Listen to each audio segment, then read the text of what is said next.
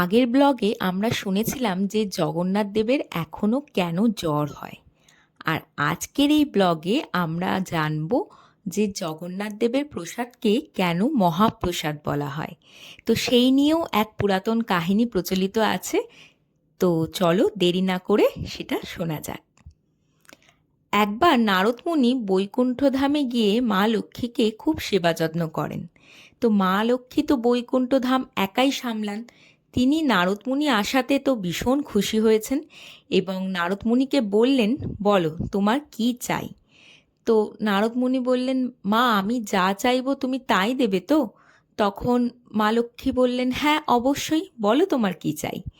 তখন নারদ মুনি বললেন যে আমি প্রভুর উচ্ছিষ্ট খেতে চাই, আমি প্রভু নারায়ণের প্রসাদ পেতে চাই।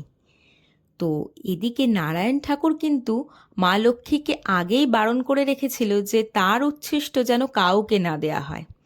তো এই কথা নারদ মুনির মুখ থেকে শুনে মা লক্ষ্মী তো পড়েছেন ভারী বিপদে। তো যাই হোক, পরদিন নারায়ণ ঠাকুরকে তিনি 56 ভোগ নিবেদন করে পাশে মুখটা ভার করে বসে আছেন। তো নারায়ণ ঠাকুর তো মা লক্ষ্মীর মুখ দেখেই বুঝতে পেরেছে যে কিছু একটা হয়েছে, না হলে যে লক্ষ্মী ঠাকুর এত হাসি খুশি, সে হঠাৎ এরা মুখটা ভারী করে মুখটা কালো করে কেন বসে আছে। তো তিনি সমস্ত কিছু মা লক্ষ্মীকে জিজ্ঞেস করলেন এবং মা লক্ষ্মীও তাকে সমস্ত কিছু খুলে বলল।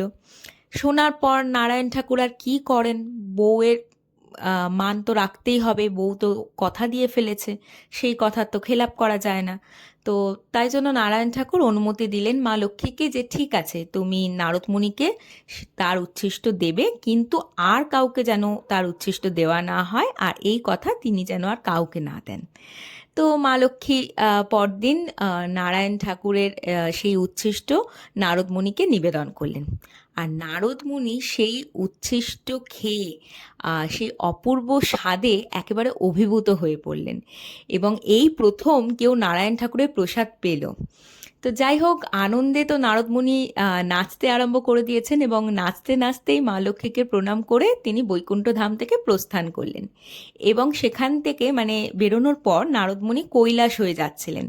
তো মহাদেব তো তাকে দেখতে পেয়েছে যে নারদ নাচতে নাচতে যাচ্ছে। তো তিনি মহাদেব নারদমুনিকে ডেকে জিজ্ঞেস করলেন যে কি, তোমার এত খুশির কারণটা কি। তখন নারদমুনি মহাদেবকে সমস্ত কথা খুলে বলল এবং মহাদেব তো সেটা শুনেই তাকে বলল যে তুমি সেটা একাই খেয়ে ফেললে নারদ, আমার জন্য একটু আনলে না, আমাকে একটুও দিলে না। তখন নারদ মুনি বলছে, না প্রভু, মানে আমি তো খেয়ে ফেলেছি। তখন মহাদেব রেগে গিয়ে বলছে, আমি ওসব কিছু জানি না, তুমি আমাকে নারায়ণের প্রসাদ দেবে। তখন নারদ মুনি বলছে, আমি কোথা থেকে দেবো, মানে আমি তো সবটাই খেয়ে ফেলেছি। বলছে, সে আমি জানি না, আমাকে এখনই তুমিই প্রসাদ দেবে এবং তুমি নারায়ণের প্রসাদ তুমি আমাকে এখনই খাওয়াবে। তো নারদ মুনি তো এই শুনে মাথায় হাত, তিনি ভাবতে আরম্ভ করেছেন যে কি করবেন। এমন সময় দেখছে যে তার হাতের আঙুলের একটা কণায় তখনও এক কণা চাল আর কি লেগে রয়েছে, নারায়ণ ঠাকুরের সেই প্রসাদের চাল আর কি। তো তখন তিনি সঙ্গে সঙ্গে তাড়াতাড়ি করে মহাদেবকে বলছেন যে প্রভু পেয়েছি, এই নিন, এটাই নারায়ণ ঠাকুরের প্রসাদ, এটা আপনি গ্রহণ করুন। তো ওইটুখানি চালের কণাই মহাদেব গ্রহণ করে একেবারে তিনিও অভিভূত হয়ে পড়েছেন এবং আনন্দের সাথে নৃত্য আরম্ভ করে দিয়েছেন ডমরু নিয়ে। তার নৃত্যের তালে রীতিমতো কৈলাসে কম্পন শুরু হয়েছে এবং সেই কম্পন অনুভূত হয়েছে মা পার্বতীর কাছে। এবার মা পার্বতী তখন চারদিকে তাকিয়ে দেখছে যে এরমভাবে কৈলাস পর্বত কাঁপছে কেন, আর মহাদেবী বা আনন্দে এত নাচছে কেন। তো তিনি গিয়ে জিজ্ঞেস করছেন যে কি ব্যাপার, প্রভু কি হয়েছে, আপনারা তো খুশির কারণটা কি। তখন মহাদেব তাকে সমস্ত কিছু খুলে বলেছে। সেটা শুনে মা পার্বতী বলছে, এই প্রথম কেউ নারায়ণ ঠাকুরের প্রসাদ পেল, আর সেটা আপনি আপনার বউকে না দিয়ে নিজে একাই খেয়ে ফেললেন। এইটা বলে তো মা পার্বতী ভীষণ রেগে গেছেন এবং এতটাই রেগে গেছে যে তার রাগে, তার তেজে চারদিক উত্তপ্ত হয়ে পড়েছে। এমনকি দেবতারা পর্যন্ত আর থাকতে পারছিল না। তো দেবতারা তাড়াতাড়ি করে নারায়ণ ঠাকুরের কাছে এসে সমস্ত ঘটনা খুলে বলেছে আর এটাও বলেছে যে মা পার্বতীর তেজে জীবজগতের চারদিক উত্তপ্ত হয়ে পড়েছে, প্রভু আপনি কিছু করুন।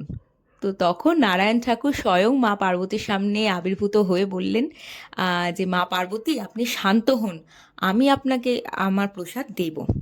তো তো মা তো বললেন, না, আমি একা প্রসাদ পেলে হবে না, আমার জীবজগতের সমস্ত সন্তানরা যেন আপনার প্রসাদ পায় এবং তাদের একটুও যেন পাপ খণ্ডন হয় আপনার এই প্রসাদ পেয়ে, আমি সেটাই চাই এবং সেটা পেলেই তবেই আমি শান্ত হব।